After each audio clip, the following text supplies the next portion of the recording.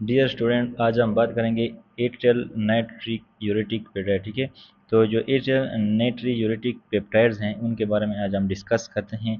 तो ये लेट से मिसाल के तौर पर हमारे पास जब ब्लड का वॉल्यूम बढ़ जाए, ठीक है, वन इंक्रीज ब्लड वॉल्यूम, जब बॉडी के अंदर ब्लड वॉल्यूम बढ़ जाता है तो इस वजह से एट्रियल प्रेशर जो होते हैं वो बढ़ जाते हैं। Increase atrial pressure, atrial pressure जो है इस वजह से ब्लड की वॉल्यूम की इंक्रीज़ की वजह से बढ़ जाता है, और ये जो स्ट्रेच हैं इसके अंदर प्रोड्यूस होता है, and that causes the release of atrial natriuretic peptide. तो ANP जो है रिलीज़ होते हैं। तो ANP कैसे प्रोड्यूस होते हैं? सबसे पहले जब हमारे पास ब्लड वॉल्यूम बढ़ जाए बॉडी के अंदर, ये जो है एट्रियल प्रेशर को इंक्रीज़ करता है, and that causes the release of ANP। अब ANP रिलीज़ हो गया, ठीक है, ये इसके फंक्शन क्या होंगे? ठीक है, ये जो ANP हैं इसके फंक्शंस क्या होंगे? तो सबसे पहले फंक्शन है इसका वेजो डायलेशन। ये क्या करता है? वेजो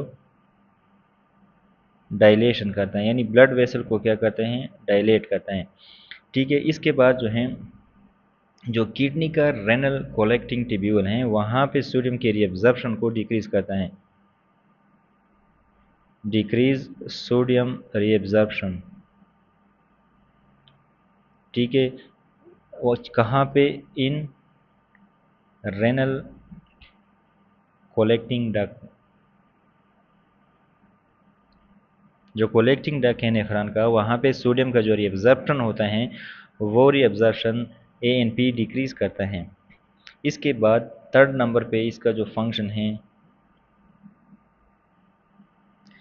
ये डायलेट करते हैं एफिरेंट आर्टीरियोल्स, जो एफरेंट आर्टरीज हैं उनको डायलेट करते हैं, और इसके बाद जो इफरेंट हैं उनको कंस्ट्रिक्ट करते हैं। यानी इसका मतलब ये है, और इसके ज़रिए से फिर होता क्या है कि जो GFR हैं वो इंक्रीज़ होते हैं। तो लेट्स से ये क्या है? नेफ्रॉन है, ठीक है, let's say this is nephron. ये क्या है? बोमेन कैप्सूल हैं, यहाँ पे ब्लड आता है और यहाँ से जाता है।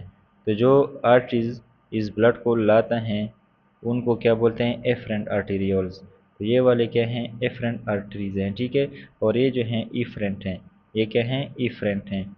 तो अगर हम इसको इफरेंट को कंस्ट्रिक्ट करें और एफरेंट को डायलेट करें, तो डायलेशन की वजह से जो यहाँ पे बोमेन कैप्सूल हैं ज़्यादा, यहाँ पे ब्लड ज़्यादा आएगा, लेकिन बाहर जो है ब्लड का जाना मुश्किल होगा, क्योंकि इफरेंट आर्टीरियोल जो हैं वो क्या हैं? कंस्ट्रिक्ट हैं, लेकिन जो एफरेंट हैं वो क्या हैं? डायलेटेड हैं। तो इस वजह से जो GFR हैं, जो यानी GFR हैं वो क्या होगा? ज़्यादा होगा। तो ये मेकेनिज़्म जो है यहाँ पे हम डिस्कस करते हैं। तो रिलीज़ फ्रॉम एट्रियल मायोसाइट, जो एट्रियल के मसल सेल हैं उनसे जो है ANP रिलीज़ होता है, और ये किसकी जवाब में? जब ब्लड वॉल्यूम ज़्यादा हो जाए और एट्रियल प्रेशर बढ़ जाता है। इसका मेकेनिज़्म क्या है? एक थ्रू साइक्लिक MP, GMP के ज़रिए से ये क्या करता है? काम करता है। अब उसके फंक्शन जो हैं क्या है? वेज़ोडाइलेशन करता है, and decrease sodium reabsorption at the renal collecting tubule. ये क्या करता है? Dilate the afferent renal arterioles और constrict the efferent arteriole and promoting diuresis, यानी यूरिन प्रोडक्शन को इंक्रीज करता है, GFR को इंक्रीज करता है, and contributing to aldosterone escape mechanism. इसमें जो है ये रोल अदा करेंगे, जो हम इंडोक्राइनोलॉजी में एक्सप्लेन करेंगे।